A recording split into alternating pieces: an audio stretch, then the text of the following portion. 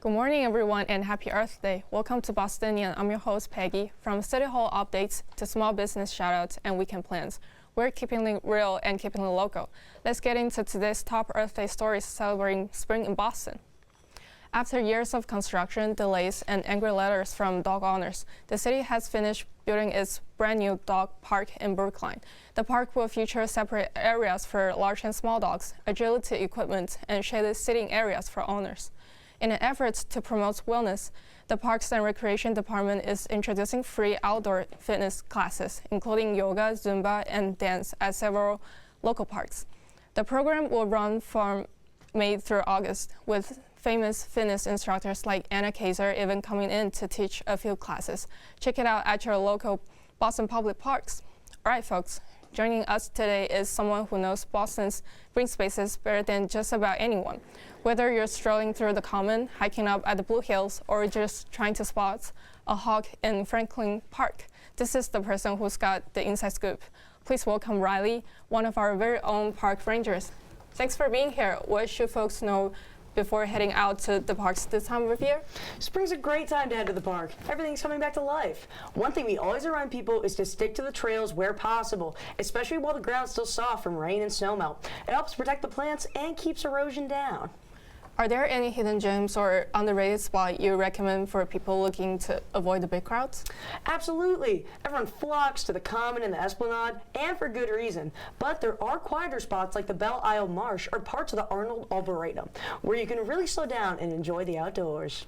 If someone wants to get more involved, like volunteering or learning more about local conservation, what's the best way to start? Great question.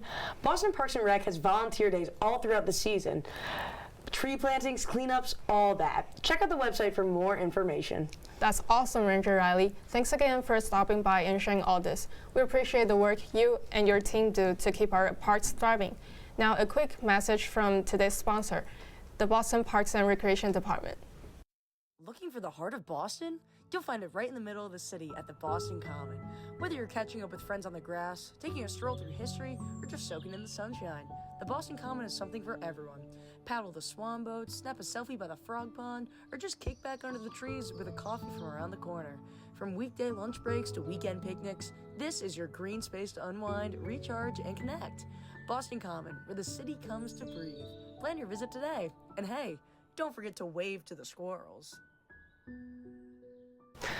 God, don't you just love public parks? That's why we should be protecting them. Today, I'm going to be teaching you how to keep our parks clean and litter-free. How big of a problem is littering in places like Boston Common?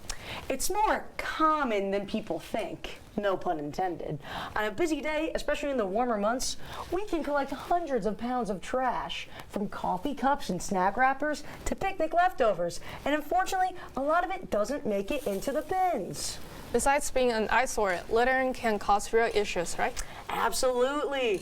Litter harms wildlife, pollutes nearby water sources, and makes the park less enjoyable for everyone. What can park goers do to help out? The biggest thing, pack out what you pack in. If a trash bin is full, take your stuff home with you and toss it there. And if you see a piece of litter on your walk, pick it up. Is there anything else we can do to protect the environment? There's so much. I would say being environmentally conscious when shopping makes a huge difference. How can we find environmentally friendly products or brands? Look for certifications like FSC labels, fair trade certifications, and Rainforest Alliance certifications while shopping. They guarantee that the products were produced with ethical and environmentally responsible practices throughout the supply chain. Thank you so much for the work you do, Ranger Riley, and for dropping by to share this with us. Anytime. And I'll see you out there with your trash in hand. That takes us to the end of today's Bostonian episode. Thank you all for joining me, and remember to protect our parks on this Earth Day. Goodbye, everybody.